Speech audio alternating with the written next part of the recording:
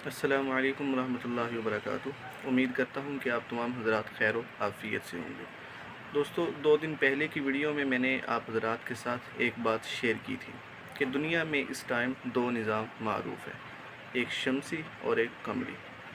شمسی جو مہینے ہیں ان کی نسبت عیسیٰ علیہ السلام کی ولادت کی طرف ہے، اور جو قمری مہینے ہیں ان کی نسبت ہجرت نبوی صلی اللہ علیہ وسلم کی طرف ہے۔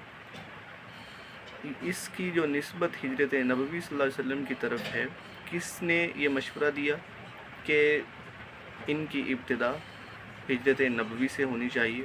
جو قمری نظام ہے، قمری سال جو شروع ہوا ہجرت نبوی سے ہونا چاہیے، ولادت نبوی سے کیوں نہیں ہوا؟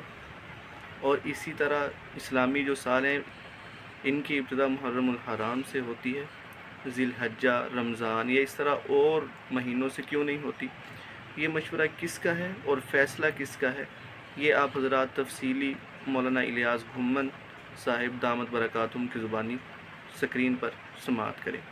ویڈیو کی طرف جانے سے پہلے آپ حضرات سے گزارش ہے کہ ہمارے چینل کو سبسکرائب کریں، ویڈیو کو لائک کریں، شیئر کریں تاکہ مزید معلومات بر وقت آپ تک پہنچتی رہے۔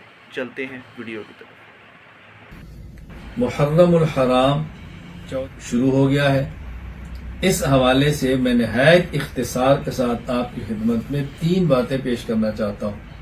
نمبر 1، اسلامی سال کا آغاز اور اسلامی اعتبار سے سب سے پہلا سال وہ ہے جب رسول اللہ صلی اللہ علیہ وسلم مکہ مکرمہ سے مدینہ منورہ ہجرت کر کے تشریف لے کے۔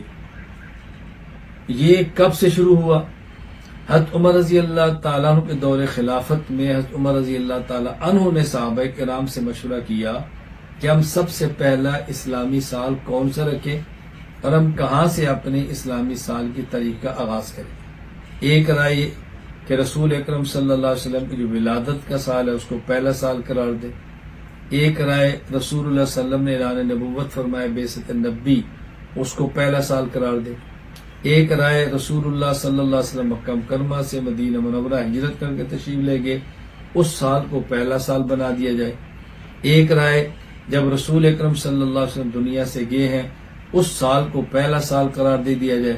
حضرت علی رضی اللہ تعالیٰ عنہ اور دیگر بعض صحابہ کرام کی رائے یہ تھی کہ ہجرت کے سال کو پہلا سال قرار دیں، لہذا اسی رائے کے مطابق حضرت عمر رضی اللہ تعالیٰ نے فیصلہ فرمایا اور ہجرت سے اسلامی تاریخ کا باقاعدہ آغاز کر دیا گیا۔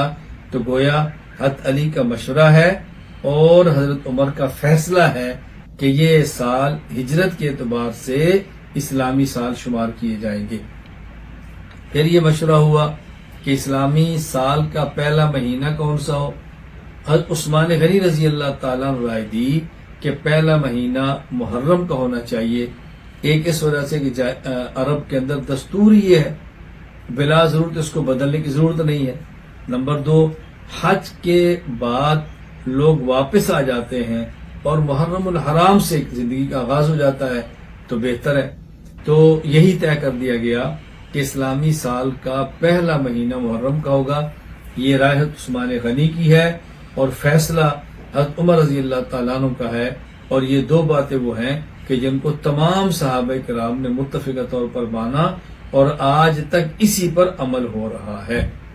دوسری بات، باقاعدہ سال کے آغاز پر مبارکباد دینا اور یہ سال کے آغاز پر دعاؤں کی درخواست کرنا اور اسی خاص دن میں دعا کی درخواست کرنا یا اس خاص دن میں سال کی مبارکباد دینا، اس کو دین سمجھنا یہ مناسب نہیں ہے۔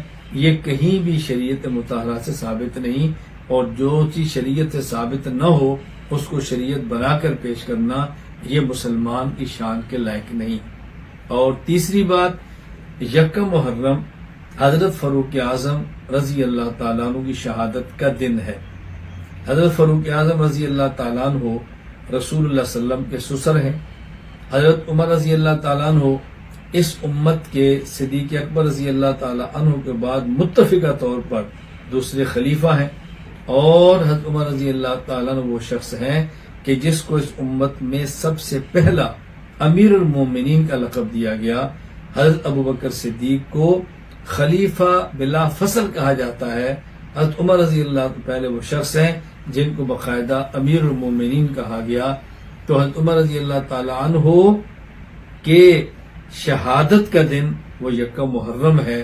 تو گویا ہمارے اسلامی سال کا آغاز ہی وہ اللہ کے دین کے لیے شہادت سے ہوتا ہے، اور شہادت بھی خود خلیفہ اور امیر المومنین کی، سبحان اللہ.